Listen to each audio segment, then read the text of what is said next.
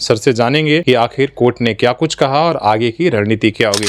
कि आप सारे 1800 लोगों को इम्प्लीट कीजिए। तो मैंने उनको कहा था कि इतने लोगों को इम्प्लीट करना हमारे लिए संभव नहीं, लेकिन उन्होंने बात नहीं मानी। उन्होंने कहा कि नेचुरल जस्टिस से आपको इम्प्लीट करना पड़ेगा क्योंकि उनका घर टूट सकता है। एफिडेविट नहीं फाइल करेंगे तो हमको उनके खिलाफ बताना पड़ेगा, उनके बारे में सारा जेएनएससी अगर नहीं बताएगी तो। जमशेदपुर में जो सड़क की चौड़ाई है वो 12 से लेकर 27 फीट तक, यानी कि मैक्सिमम 40 फीट से ऊंचा कोई बिल्डिंग बन ही नहीं सकता था।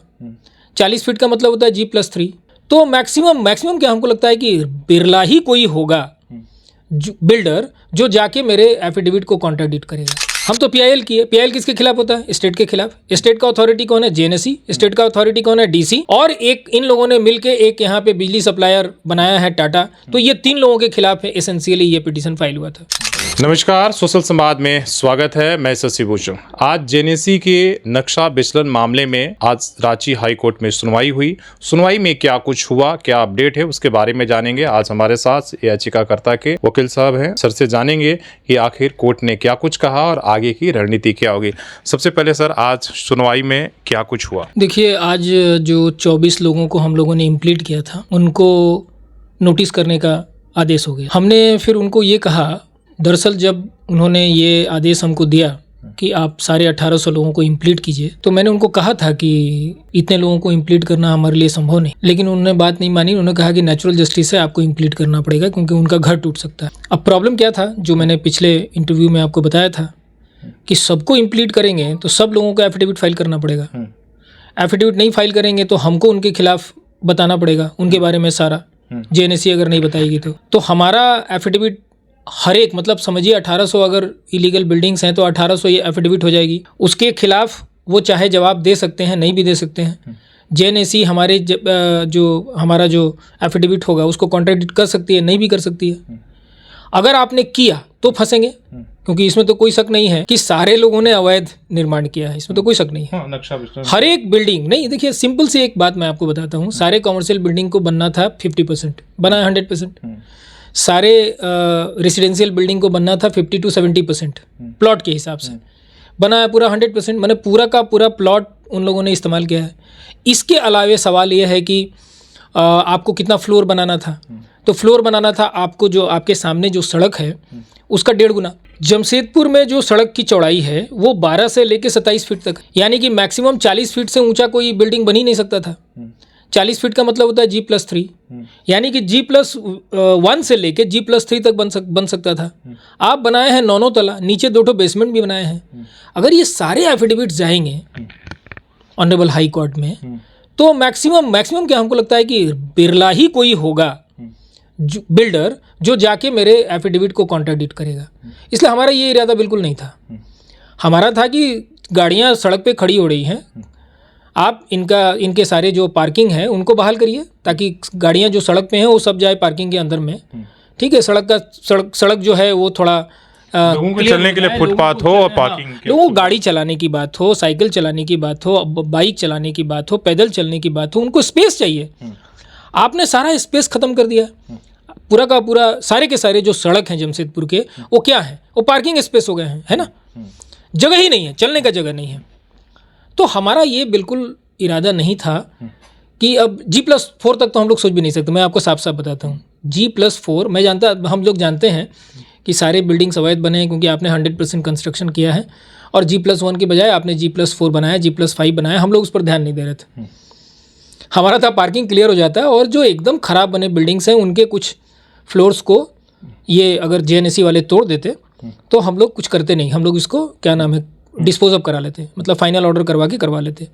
लेकिन जेएनएससी के जो अधिकारी हैं वो करप्शन में इतना लिप्त रहे कि हम वहाँ प्रेशर बना रहे थे, मतलब हम वहाँ आर्गूमेंट कर रहे थे, हम वहाँ अपीयर कर रहे थे कोर्ट में, और ये लोग जाके अरे कोई बात नहीं, पैसे दे दीजिए, हम क्या नाम है कुछ होने नहीं देंगे, हमारा एश्योरेंस है। अब उसमें एक ऐसे जज आ गए हैं जिनको शायद पीआईएल की बहुत ठीक से समझ नहीं है। जैसे हमने आज एक तरह से इनडायरेक्टली उनको कहा कि आपने तो इसको सिविल सूट में कन्वर्ट कर दिया है। हम तो पीआईएल की है। पीआईएल किसके खिलाफ होता है? स्टेट के खिलाफ। स्टेट का अथॉरिटी कौन है? जेएनएससी। स्टेट का अथॉरिटी कौन है? डीसी। और एक इन लोगों ने मिलकर एक यहाँ पे बिजली सप्लायर बनाया है टाटा। तो ये 3 लोगों के खिलाफ है एसेंशियली ये पिटीशन फाइल हुआ था, मतलब स्टेट के खिलाफ। पीआईएल या रिट जो है वो स्टेट के खिलाफ होता है, इंडिविजुअल्स के खिलाफ नहीं। अगर हम इंडिविजुअल्स को पार्टी बनाए तो रिट नहीं रहेगा, और इंडिविजुअल्स के खिलाफ अगर हम एफिडेविट फाइल करें तो सिविल सूट हो जाएगा। लेकिन आप उसी दिशा में जा रहे अब उसी दिशा में नहीं जा नहीं रहा, चला गया। हमने आज कोर्ट में यही बोला कि देखिए, एक तो सारे लोगों को जब हम पार्टी बना देंगे और सारे लोगों के खिलाफ अगर हम एफिडेविट फाइल कर देंगे तो इसका मतलब क्या हुआ? इसका मतलब हुआ कि हमारा इनका कोई जमीन का झगड़ा है या हमारा इनका कोई प्रॉपर्टी का झगड़ा है। तो एक राकेश झा का या एक AK श्रीवास्तव का, यहाँ के जो बिल्डर्स हैं, उनके खिलाफ कोई जमीन का झगड़ा है? नहीं है। कोई प्रॉपर्टी का झगड़ा है? नहीं है। कुछ नहीं है। हमारा कोई पर्सनल इंटरेस्ट है ही नहीं। जब हमारा पर्सनल इंटरेस्ट नहीं है, हमारा एक पब्लिक इंटरेस्ट है कि भाई पार्किंग बहाल करिए, आप हमको सबके खिलाफ क्या नाम है एफिडेविट फाइल करवा रहे हैं, मतलब आप इसको सिविल सूट में कन्वर्ट कर रहे हैं। तो हमने उनको कहा कि हमने 1800 को नहीं कि हम कर देते, हमको कोई दिक्कत नहीं है, चाहे 3-4 लाख रुपए खर्चा होता, लेकिन 1800 लोग जो हैं पार्टी बन जाते। लेकिन 1800 लोगों के लोग अगर पार्टी बनेंगे तो कम से कम आपके यहाँ 10,000 एफिडेविट फाइल हो जाएगा। आप कर सकेंगे आसानी से सुनवाई? नहीं कर सकेंगे। उसमें गलतियां दुनिया भर की होगी, क्याओस होगा कोर्ट में। बहुत सारे एडवोकेट्स, मैंने हमको लगता है कि 150-200 एडवोकेट खड़े हो जाएंगे और क्याओस होगा। और क्या नाम है, कोई गलत ऑर्डर आपने पास कर दिया तो चला जाएगा सुप्रीम कोर्ट। हमें कहा नहीं, लेकिन वो करेंगे वही। 10,000 एफिडेविट अगर फाइल हो गया तो एक ऑर्डर उनसे सही पास होगा नहीं, इतना क्याओस रहेगा कोर्ट में और सब मामले सुप्रीम कोर्ट में जाएंगे। तो ये जो जज हैं, इन्होंने पूरे प्रोसीडिंग का सत्यानाश कर दिया है, समझ गए। अगर गलती से सारे एफिडेविट पर ऑर्डर हो गया तो आप समझिए कि पूरे शहर का 1800 बिल्डिंग टूट जाएगा। तो आगे क्या रणनीति क्या होगी अब? मतलब मान लीजिए 24 लोगों की उन्होंने नोटिस जारी करने का जो आदेश दिया, अब आगे आप लोगों की क्या रणनीति है, कैसे? देखिए, पहले अब तो बहुत जरूरी हो गया, क्योंकि आज क्लियर हो गया। हमने उनको कहा कि सुप्रीम कोर्ट का एक जजमेंट है जिसमें ये लिखा हुआ है, जिसमें ये डायरेक्शन है, जो गाइडलाइन है कि PIL जैसे कि जिसमें ज़्यादा रिस्पोंडेंट्स हों उसमें आप पब्लिक नोटिस करिए, आपको पार्टी बनाने की जरूरत नहीं है।